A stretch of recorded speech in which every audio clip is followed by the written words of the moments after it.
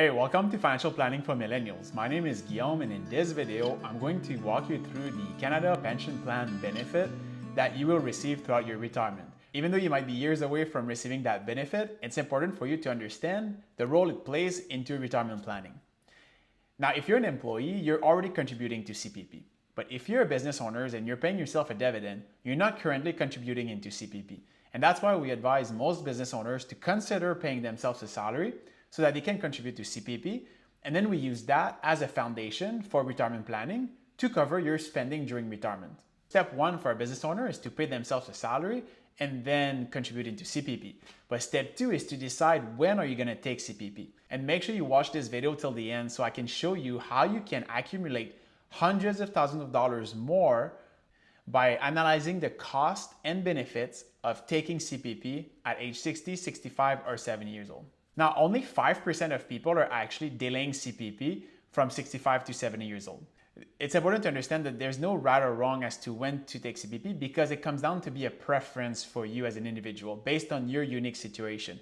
And there are many factors that are influencing that. But in this video, I want to show you the quantitative approach and the cost just by looking at the numbers of making that decision. CPP benefit is managed by the Canada Pension Plan Investment Board, formerly known as CPPIB.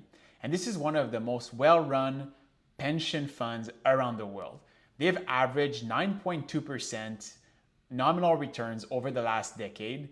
And I don't understand people who are doubting the fact that we may or may not receive our CPP benefits in the future because they ran one of the most well-run investment programs globally. So there's really no fear to have as to if or when we're going to receive those benefits.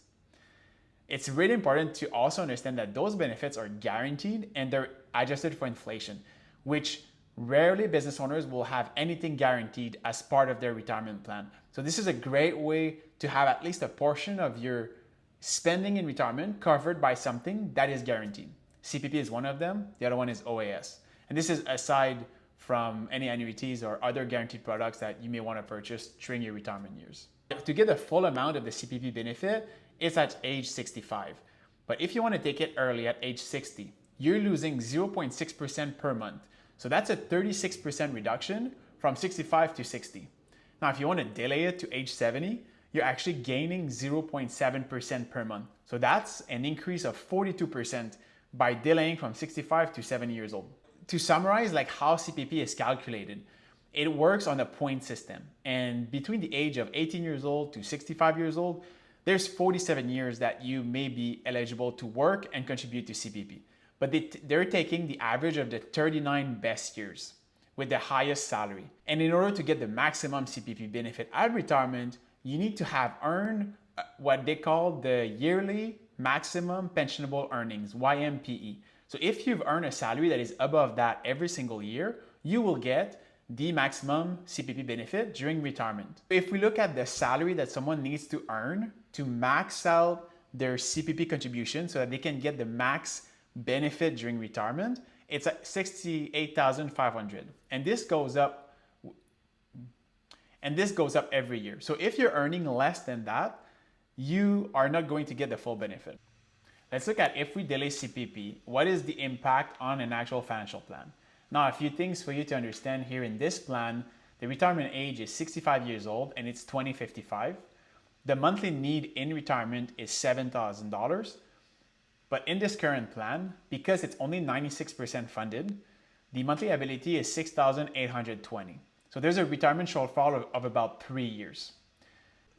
Now also, if you look at the retirement paycheck, as you hit retirement, so 2055, the first full year would be 2056. Then if we move forward to 70 years old, we can expect to earn about $50,000 each. So $100,000 for the both of us. Now let's see if we delay CPP to age 70, the impact on the retirement funding. So now we went from 96% to 102%. Our monthly need is now fully covered where we need $7,000 per month and we also have $7,000 available. And we also have a retirement cushion of about 2 years. If you look at the retirement paycheck, because we're postponing CPP, we will need to take money out of our registered accounts. So we might start want to withdraw our RSP early, and then we will start withdrawing from our TFSA earlier.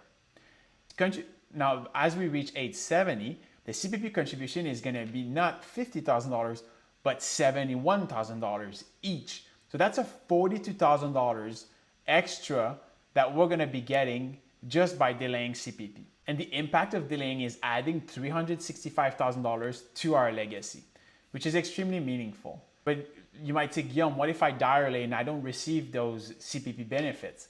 That's a good question. So in order to break even, so the maximum CPP benefit that someone can receive today is $1,364 per month.